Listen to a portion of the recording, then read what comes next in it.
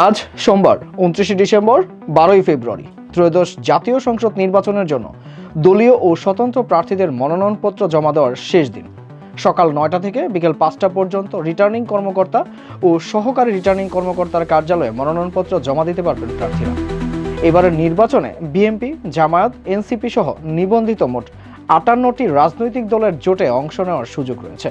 তবে কার্যক্রম নিষিদ্ধ থাকায় আওয়ামী লীগের নিবন্ধন স্থগিত, ফলে দলটি নির্বাচনে অংশ নিতে পারছেন না।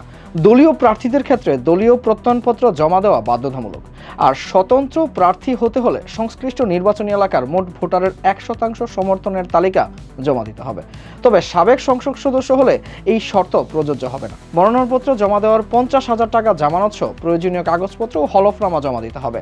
এ সময় মনোনয়ন দাখিলের স্থানে সর্বোচ্চ 5 জনের বেশি ব্যক্তি উপস্থিত থাকতে পারবেন না। কোনো ধরনের মিছিল বা শোডাউনও সম্পূর্ণভাবে নিষিদ্ধ করেছে নির্বাচন কমিশন। গত 11 ডিসেম্বর ত্রয়োদশ জাতীয় সংসদ নির্বাচনে ও গণভোটের তফসিল ঘোষণা করেন প্রধান নির্বাচন কমিশনার এএমএম নাসির উদ্দিন। নির্বাচন কমিশনের তথ্য অনুযায়ী রোববার পর্যন্ত সারা দেশে মোট 3144টি মনোনয়নপত্র সংগ্রহ করা হয়েছে। এর মধ্যে জমা পড়েছে 116টি।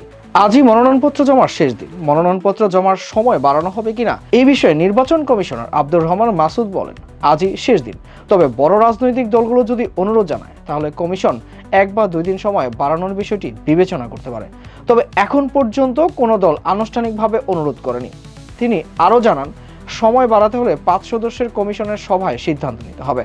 সেক্ষেত্রে ভোটের তারিখ অপরিবর্তিত রেখেই বাছাই ও আপিল এবং প্রত্যাহারের সময়সূচি সামান্য সমন্বয় করা যেতে পারে।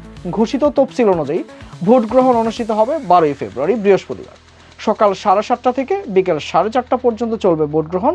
আজ বিকেল 5টার মধ্যেই মনোনয়নপত্র জমা না দিলে নির্বাচনে অংশ নেওয়ার সুযোগ হারাবেন প্রার্থীরা।